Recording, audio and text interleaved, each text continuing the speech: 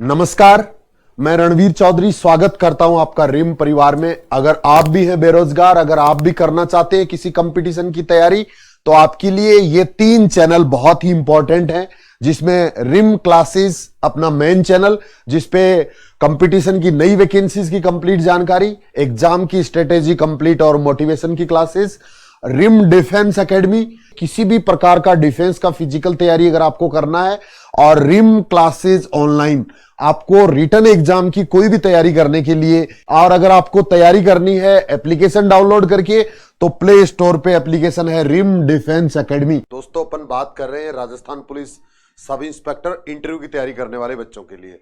तो इसके लिए मैंने लगातार एक सीरीज के रूप में आपको सारे इंस्ट्रक्शंस वाले वीडियो पहले उपलब्ध करवा दिए हैं।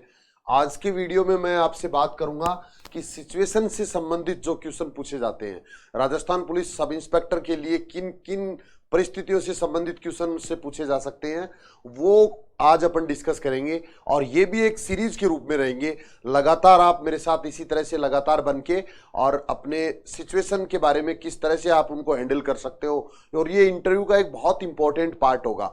बाकी तैयारी हम कर सकते हैं आराम से, लेकिन ये वाली जो तैयारी है ये बहुत इंपॉर्टेंट है, और इस पर भी मैं आपको तैयार करूंगा, कंप्लीट करूंगा, आपकी तैयारी को और स्ट्रांग बनाऊंगा। तो जो बच्चे पहली बार चैनल पे हैं, जो बच्चे मुझे पहली बार सुन रहे हैं, वो चैनल को सब्सक्राइब कर सकते हैं, और जो मेरे नियमित स्टूडेंट हैं वो वीडियो को लाइक करिए और पूरा देखिए, जिससे आपको भी इसके बारे में फायदा मिल सके। वैसे मैं आपको ये बता दूं कि सिचुएशन बेस्ड जो क्वेश्चन होंगे आपसे, वो बहुत इंपॉर्टेंट इसलिए होते हैं कि उनमें आपके माइंड का टेस्ट होता है। आप में पेशेंस कितना है, आप कितनी प्लानिंग कर सकते हो, आप कैसा सोच सकते हो, आपका नॉलेज कैसा है, ये सारी चीजें उस सिचुएशन में देखी जाएंगी। तो आप कैसे उसको हैंडल करते हो, रटा रटाया जवाब इसमें काम नहीं आएगा। मैं जो जवाब बताऊंगा वो जवाब आप पूरी तरह फॉलो नहीं कर पाएंगे, वो आपको उस समय याद भी नहीं रहेगा, क्योंकि जो इंटरव्यू का टाइम होता है वो बहुत ही एक तरह से सेंसिटिव टाइम होता है, और उसमें रटी हुई चीजें दिमाग में नहीं आती है। तो ये सिर्फ आपको आइडिया मिलेगा इससे। अगर आपको इसको ध्यान से सुनते हो तो आपके दिमाग में एक इमेज बनेगी, एक इस तरह की जो सिचुएशन है उसकी एक इमेज बनेगी, और वो इमेज आपको उस दिन काम आने वाली है। आप कुछ वर्ड्स जो मैं यूज करूंगा वो वर्ड आपको उस अपने आंसर में शामिल करने हैं, जिससे कि आपका आंसर और अच्छा बन सके, और आप ये दिखा सके कि मुझे पुलिस से संबंधित काफी जानकारी पहले से है और मेरा इंटरेस्ट पुलिस डिपार्टमेंट में है। तो ये फायदा आपको इन सिचुएशन बेस्ड क्वेश्चन से मिलने वाला है। और एक चीज और बता दूं, एक सिचुएशन जिस तरह की है, वहां क्या सिचुएशन होगी कोई पता नहीं है, क्या आपसे पूछा जाएगा कोई भी पता नहीं है। बट कहीं ना कहीं ये सिचुएशंस वाले क्वेश्चन है, वो आपका ज्ञान बढ़ाने में, आपका नॉलेज बढ़ाने में जरूर यूजफुल होंगे। जवाब भी सेम इसी तरह से हो सकता है, इसी सिचुएशन का कोई आदर्श जवाब नहीं हो सकता। मेरी राय में इसका जवाब अलग होगा, आपकी राय में अलग होगा, तीसरे आदमी से पूछेंगे तो कुछ अलग बताएगा। तो ये चीज भी आपको ध्यान रखने की जरूरत है। तो आपको इनको रटने की जरूरत नहीं है, सिर्फ समझने की जरूरत है। तो इसी तरह से हम लगातार एक सिचुएशन वाले क्वेश्चन आपके सामने लेके आऊंगा, जिसमें पहला लिया है मैंने आज कि आप एक थाने के एसएचओ हैं। आपके एरिया में नेशनल हाईवे पर एक यात्रियों से भरी बस दुर्घटनाग्रस्त हो गई, काफी लोग जान गंवा चुके हैं, काफी घायल अवस्था में हैं, तो आप क्या क्या कार्रवाई करेंगे। अब देखना, सिचुएशन का क्वेश्चन जैसे आपसे पूछा जाता है तो सबसे पहले तो उसको ध्यान से सुनना है, तुरंत उसका जवाब नहीं देना है। ध्यान से सुनने के बाद आपको उसमें जरूर कुछ ना कुछ कमियां नजर आएंगी। जानबूझ के भी बोर्ड के जो मेंबर हैं वो कमी छोड़ सकते हैं, या फिर आपको समझने में भी कोई कमी रह सकती है। तो जब तक क्वेश्चन सिचुएशन आपको समझ में नहीं आए, तब तक आप उसका जवाब अच्छे से नहीं दे पाएंगे।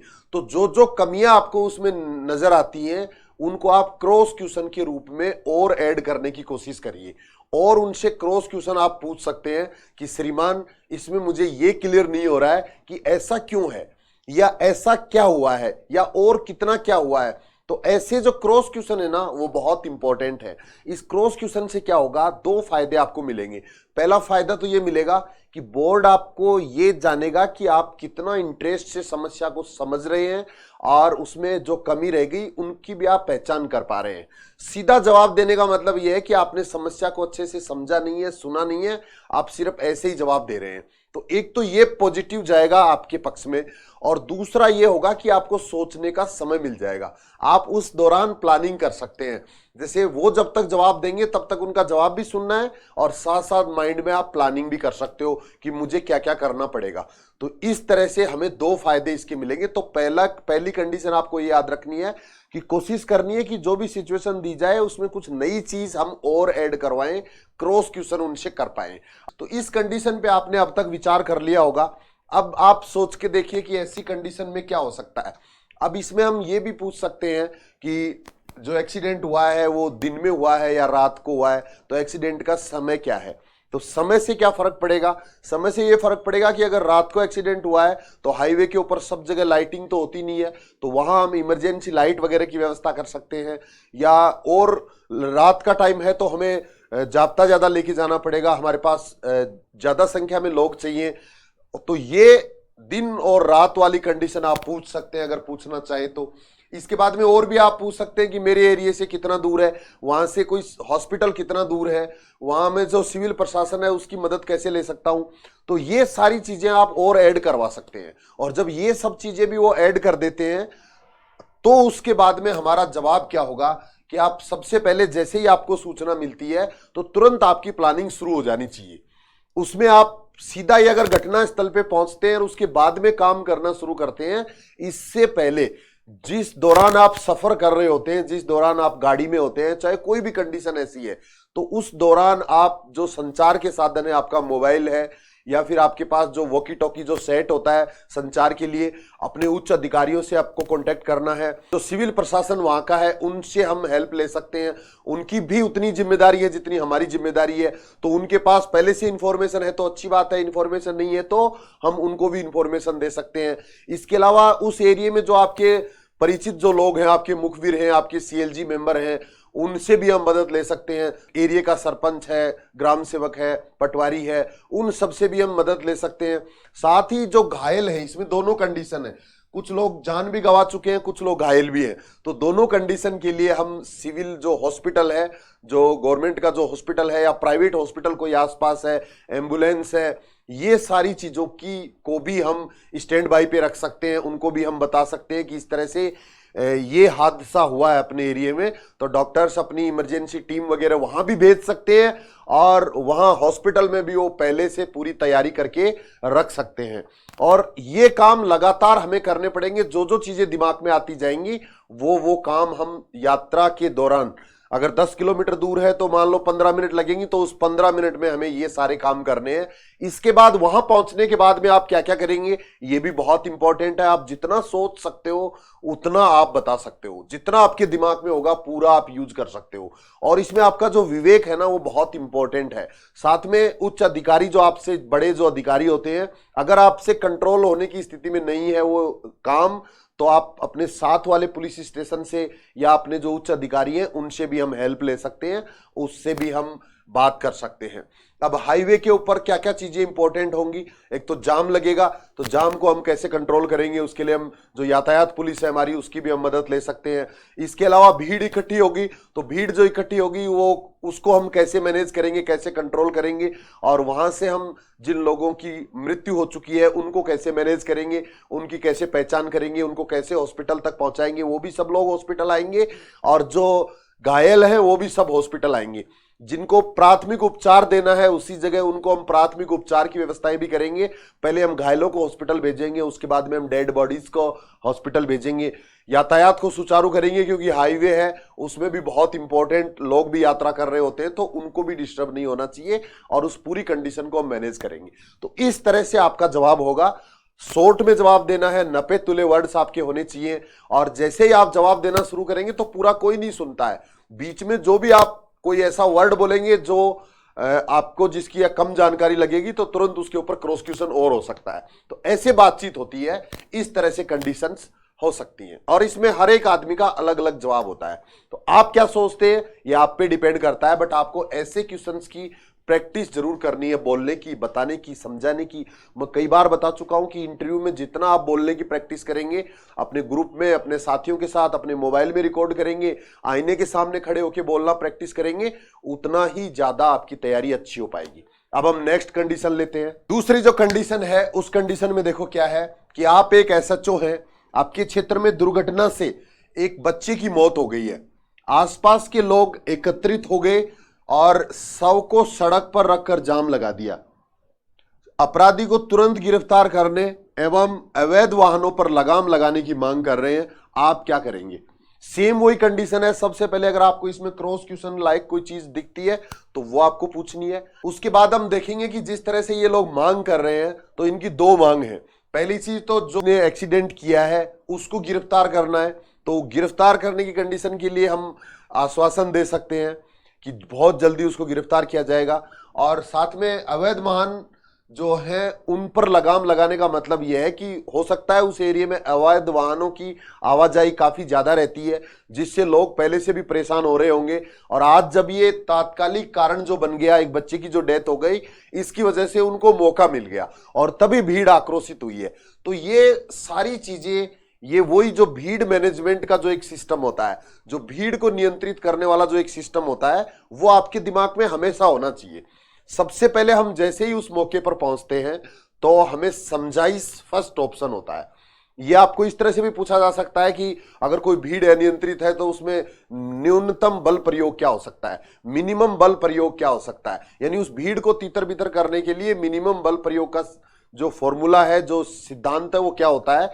तो उसमें कुछ भी हो सकता है, वो भी आपके विवेक पे डिपेंड करता है। वहां आप ही अगर सबसे उच्च अधिकारी हैं तो आपको जैसा वहां की स्थिति को देख के लगता है वो ही मिनिमम बल प्रयोग होगा। सबसे पहले हम समझाइश करेंगे, उनसे बातचीत करेंगे कि भैया क्या हुआ है, क्या इसके पीछे कारण है और आपकी क्या मांग है। तो आपके पास जितना पावर होता है उतना आप आश्वासन दे सकते हैं। जो पावर आपके पास नहीं है तो आप उच्च अधिकारियों पे भी ये चीज डाल सकते हैं कि मैं मेरे अधिकारियों से जैसे इंस्ट्रक्शंस मिलेंगे वैसे वैसे आपकी सारी मांगे मनवाने की कोशिश करूंगा, आप मेरे ऊपर विश्वास करिए। और आप उस एरिया के एसएचओ हैं तो बहुत से लोग आप पर विश्वास भी करेंगे। तो इसलिए आपको पहली चीज समझाइश, उसके बाद में अगर वो लोग नहीं मानते हैं, नहीं हटते हैं, तो हम हमारे उच्च अधिकारियों को तो लगातार कांटेक्ट में रहेंगे ही। अगर हमें एक्स्ट्रा पुलिस जाब्ते की जरूरत है, अगर और ज्यादा हमें स्ट्रेंथ की जरूरत है, अगर भीड़ अगर ज्यादा बढ़ रही है तो उनको बातों में लगा के रखना है, उनको नॉर्मल करने की कोशिश करनी है। और तब तक सिविल प्रशासन के ऑफिसर या दूसरे जो हमारे उच्च अधिकारी हैं उनको हम बुलाने की कोशिश करते हैं। और अगर आपके लेवल पे अगर आपको लगता है कि मैं इसको कंट्रोल कर सकता हूं तो इसमें जो नुकसान होना था ना वो तो हो ही चुका है। पुलिस का जो काम यह है कि अगर कोई नुकसान, पहली चीज तो हो नहीं, अगर हो गया है तो उसको कितना जल्दी कंट्रोल किया जा सकता है। क्योंकि भीड़ जहां इकट्ठी होती है ना, जहां जाम जहां लग गया है ना, वहां कुछ भी हो सकता है। गाड़ियों में आग लगाई जा सकती है, तोड़फोड़ की जा सकती है, पुलिस के साथ मारपीट हो सकती है, मतलब कुछ भी हो सकता है और वो परिस्थितियों में डिपेंड करता है। तो उसको हमें मिनिमम करने की कोशिश करनी है कि कम से कम वो कैसे हो सकता है। और ये आप पर डिपेंड करता है, आपकी क्वालिटी पे डिपेंड करता है कि आप उसको कैसे मैनेज करते हैं। तो ऐसी कंडीशंस में समझाइश, उसके बाद में आपके पास अगर अश्रु गैस है तो उसका यूज कर सकते हैं। उसके बाद में अगर आपके पास में लाठी चार्ज की व्यवस्था है तो वो कर सकते हैं। उसके बाद में हवाई फायर आप कर सकते हैं और उसके बाद में आप हिट फायर भी कर सकते हैं। बट इन सब को करने के दौरान जो प्रक्रिया पूरी फॉलो करनी पड़ेगी। एक स्टेप से दूसरे स्टेप में आप जैसे ही जाएंगे तो आपको वार्निंग देनी पड़ेगी। और वार्निंग के लिए मैं बता दूं, आपको भी पता होना चाहिए, कई बार ऐसी कंडीशन हो सकती है कि भीड़ आपको पास नहीं जाने देती है, नजदीक आप जा ही नहीं सकते। तो ऐसी कंडीशन में हर एक जो पुलिस की गाड़ी होती है, आपको पता होना चाहिए ये चीज, उसमें एक लाउड स्पीकर हमेशा लगा हुआ रहता है, एक सायरन उसमें हमेशा लगा रहता है। उसको जब भी आप चाहो तब आप उसको चालू कर सकते हो, जिससे एक आवाज जो होती है पुलिस के आने की, तो उससे भी भीड़ का ध्यान डाइवर्ट होता है कि पुलिस पहुंच चुकी है। तो वो सायरन का आप यूज कर सकते हो। अब वो कंडीशन अलग अलग होती है, कई कंडीशन ऐसी है जिसमें उसका यूज नहीं करना चाहिए, कुछ कंडीशन ऐसी होती है जिसमें उसका यूज कर सकते हो। और उस लाउड स्पीकर का जिसमें हम उनसे रिक्वेस्ट कर सकते हैं, वो दूर से कर सकते हैं, 100 मीटर से भी हम आराम से उनसे रिक्वेस्ट कर सकते हैं, उनको बातचीत के लिए अपने पास बुला सकते हैं। जरूरी नहीं है कि हम भीड़ के पास खुद जाएं, हम ऐसा भी कर सकते हैं, 100 मीटर दूर से हम बुला सकते हैं कि हम आपकी हर बात मानने के लिए तैयार हैं। आप में से 5 लोग 7 लोग जो जिम्मेदार लोग हैं वो लोग एक बार मेरे पास आ जाइए और मैं बात कर लेता हूं, क्या आपकी समस्या है, मैं उसका समाधान करने की पूरी कोशिश करूंगा। और उसके बाद भी अगर मैं आपकी समस्या का अगर समाधान नहीं कर पाता हूं तो आपको जो करना है वो करते रहिए। उसमें हम इंटरफेयर नहीं कर सकते, क्योंकि जो भीड़ होती है ना उसका कोई निश्चित उद्देश्य सिद्धांत नहीं होते हैं। वो कुछ भी कर सकती है, कैसा भी कर सकती है, और उस पर कंट्रोल करने के लिए जो वहां के प्रमुख जो लोग होते हैं, जो सबसे आगे खड़े होते हैं, वो बहुत इंपॉर्टेंट रोल अदा करते हैं। तो अगर पूरी भीड़ को अगर आप चाहोगे, किसी भी जगह भीड़ है, अगर उसको आप बीच में खड़े होके या उनके पास जाके अगर समझाना चाहोगे तो समझती नहीं है। पीछे वाले कुछ भी बोल देंगे और उसका असर क्या हो सकता है, कई बार इसके दुष्परिणाम भी सामने आते हैं। तो आपको ध्यान रखना है कि कभी भी भीड़ के पास नहीं जाना है, भीड़ के अंदर नहीं जाना है। आपको दूर से ही भीड़ से बात करना है, और उनमें से 5 आदमियों को, 7 आदमियों को आप अपने पास बुला सकते हैं। उनको आप हर चीज समझा सकते हैं, वो समझ भी जाएंगे आराम से। भीड़ को नहीं समझा सकते, और वो जाके फिर भीड़ को बोलेंगे तो भीड़ समझ जाती है। आप भीड़ को बोलेंगे तो भीड़ नहीं समझेगी, लेकिन वो लोग जो आपसे बात करेंगे 5 मिनट, 7 मिनट, 10 मिनट, उसके बाद में वो जाके जो चीज भीड़ को बोलेंगे तो वो मान जाते हैं। ऐसी कंडीशन में जो नुकसान होना था वो हो गया। बच्चे को हम जीवित नहीं कर सकते, कोई नहीं कर सकता। इसके अंतिम संस्कार की व्यवस्था करनी है, मेडिकल वगैरह जो भी होना है, सबको वहां से, रोड से उठवाना है। और उसको हम बता सकते हैं कि आपको जो मुआवजा दिया जाना है वो हम दिया, आश्वासन मैं दिला देता हूं। बात करवा सकते हैं किसी भी राजनीति के जो पावरफुल लोग जो उस एरिया के हैं, उनसे आप बात करा सकते हो। विधायक से, एमपी से बात करा सकते हो, या कलेक्टर साहब से बात करा सकते हो, जिसको ये अधिकार होता है मुआवजा वगैरह देने का। तो उससे भी वो लोग संतुष्ट हो सकते हैं, और आप भी उनके लिए उसी भीड़ का उद्देश्य आप भी बन सकते हैं कि सही बात है। उनका पक्ष आप भी ले सकते हैं कि इस तरह का जो हादसा हुआ है इसमें मुआवजा भी मिलना चाहिए, इसके अंदर अवैध वाहनों पर कार्रवाई भी होनी चाहिए, हम कार्रवाई करेंगे। आप जैसी चीज डिमांड कर रहे हो, रोड पर अगर ब्रेकर्स अगर बनाने हैं तो वो भी हम बनवाएंगे। आप जिस तरह की डिमांड करोगे मैं पूरी करने की पूरी कोशिश करूंगा। इस तरह से मामले को शांत किया जा सकता है, और भीड़ को तितर बितर होने के बाद में ये चीज नॉर्मल है, क्योंकि एक्सीडेंट होना ये कोई बड़ा बात नहीं है। जो एक्सीडेंट में जो हो गया नुकसान वो तो हो ही गया। मेन जो इसमें होगा वो भीड़ को नियंत्रित करना है, ये जाम खुलवाना है, और ये आप पर डिपेंड करता है, आपके विवेक पे डिपेंड करता है कि आप कैसे उसको मैनेज करते हैं। तो हर जगह जहां भी भीड़ की बात आएगी ना, आपको यही चीजें शामिल करनी है। चलते हैं नेक्स्ट सिचुएशन पे। अगली सिचुएशन है कि आप एक एसएचओ हैं, आपके क्षेत्र में गाड़ी चोरी की घटनाएं काफी बढ़ गई है। आप उन पर रोक लगाने हेतु क्या क्या उपाय करेंगे? तो ये बहुत बड़ी समस्या है पुलिस डिपार्टमेंट के लिए। अब इसमें भी सेम उसी तरह से आप अगर इसमें और कोई चीज जानना चाहो तो क्रॉस क्वेश्चन भी आप कर सकते हो कि कौन सी गाड़ियों की चोरी हो रही है, कौन से एरिया में हो रही है, ग्रामीण एरिया में हो रही है, शहरी एरिया में हो रही है। तो ये सारी चीजें जानने के बाद फिर आप उसका जवाब अच्छे से दे सकते हैं। अगर शहरी एरिया में हो रही है तो उसके लिए हम जो सोसाइटी है वहां की, उससे मिलके हम काम कर सकते हैं। जो पुलिस रिफॉर्म वाली क्लास में मैंने पहले ही बता दिया था कि वो कमेटी कैसे काम करती है। उस सोसाइटी के सभी जितने परिवार वहां रहते हैं उनसे वो लोग, सोसाइटी के जो पदाधिकारी हैं, वो लोग चंदा एकत्रित करेंगे, गार्ड की व्यवस्था करेंगे, और जो इंट्रेंस एग्जिट जो भी है उस कॉलोनी के, उनके ऊपर गार्ड की व्यवस्था करेंगे। उस गार्ड को पुलिस ट्रेनिंग देगी, उसको हम सारी चीज बताएंगे, उसके पास एक रजिस्टर रखवा देंगे, और वो सब आने जाने वाली गाड़ियों पर निगरानी रखेगा, और वो लगातार पुलिस के टच में रहेगा। तो उसको पैसा भी पुलिस डिपार्टमेंट को नहीं देना पड़ेगा, और कॉलोनी की जो गाड़ियों की सुरक्षा भी हो जाएगी। सेम इसी तरह से अगर ग्रामीण एरिया है तो वहां दूसरे तरह के काम किए जा सकते हैं। वहां भी हम पब्लिक का सपोर्ट ज्यादा से ज्यादा लेके अगर कोई भी काम करेंगे, क्योंकि हर जगह, हर गांव में, हर क्षेत्र में पुलिस काम नहीं कर सकती। वहां हम मुखबिर रख सकते हैं, वहां हम पुलिस मित्र बना सकते हैं, या सीएलजी के सदस्यों को ये जिम्मेदारी दे सकते हैं कि वो हम तक इंफॉर्मेशन दे। क्योंकि जहां भी अपराध होता है ना, तो उसका पता कहीं ना कहीं पब्लिक को जरूर होता है, और पब्लिक और पुलिस के अंदर जो गैप होता है उसकी वजह से सही जानकारी हमारे पास नहीं आ पाती है, और अपराधी उसका फायदा उठाते हैं। तो ये चीज आपको हर एक आंसर में शामिल करना है। आपका जो भी जवाब होगा पुलिस और पब्लिक के रिलेशन से संबंधित, तो वहां हम ज्यादा से ज्यादा है वो पब्लिक का सहयोग लेंगे। जितना ज्यादा सहयोग लेंगे उतना हम अपराधों पर नियंत्रण कर पाएंगे, और अपराधों को होने से पहले भी रोक पाएंगे। जो लोग इस तरह की अपराधों में शामिल हैं, अगर वो आपके क्षेत्र में रहते हैं तो उनको हम समझा सकते हैं, उनको हम इस अपराध के बारे में बता सकते हैं, उनकी मीटिंग रख सकते हैं, उनको हम थाने में बुला सकते हैं, उनको घर घर जाकर जो जो अपराधी हैं उनको स्वयं मिल सकते हैं। अगर अपराधी बाहर के आते हैं तो उनकी भी हम जानकारी पब्लिक की मदद से एकत्रित कर सकते हैं और इस तरह के अपराध होने के बाद उनकी जो जानकारी है वो हम पूरी तरह दूसरे पुलिस स्टेशन से भी साझा कर सकते हैं और दूसरे जो हमारे निकटतम जो पुलिस स्टेशन हैं उनकी भी हम मदद ले सकते हैं। तो इस तरह से आप चोरी की घटनाओं को पर रोक लगा सकते हैं। और जैसे ही चोरी की घटनाएं होती हैं तो बहुत से लोग हैं जो पुलिस तक इंफॉर्मेशन नहीं देते हैं, तो उसके लिए भी लोगों को प्रेरित कर सकते हैं। जगह जगह होर्डिंग्स वगैरह लगा सकते हैं कि अगर आपका कोई वाहन चोरी होता है तो आप तुरंत पुलिस को सूचना दें, तो उससे भी हमें मदद मिलेगी उनको ट्रैक करने में और उन अपराधियों तक पहुंचने में। संदिग्ध जो लोग आपके एरिया में हैं, जो लगता है कि आपको ये लोग इसमें शामिल हो सकते हैं, तो उस एरिया पर हम विशेष निगरानी रख सकते हैं। जगह जगह हम अचानक चेक पोस्ट लगा सकते हैं जहां से आने जाने वाले गाड़ियों की चेकिंग की जा सकती है कि उसके पास उसका रजिस्ट्रेशन सर्टिफिकेट है या नहीं है, ड्राइविंग लाइसेंस है या नहीं है। और जो चोरी किए हुए वाहन होते हैं उनका जो मालिक होता है, वास्तव में जो उनका मालिक होता है वो जिस कॉन्फिडेंस से उसको यूज करता है, दूसरा उस कॉन्फिडेंस से यूज नहीं कर पाता है, तो उससे भी हमें पता चलता है कि ये गाड़ी इसकी है या दूसरे की है। आरटीओ ऑफिस से कांटेक्ट में रह के हम गाड़ियों के बारे में पूरी डिटेल्स का पता रख सकते हैं। जैसे किसी गाड़ी को हम चेक करते हैं तो उसकी पूरी जानकारी हम आरटीओ से भी कंफर्म कर सकते हैं। तो इस तरह से अगर हम चेकिंग करेंगे तो उससे भी हमारे एरिया में जो चोरी की घटनाएं होंगी वो कम हो जाएंगी, क्योंकि जिस जगह की पुलिस एक्टिव होती है उस जगह अपराध अपने आप कम होते जाते हैं।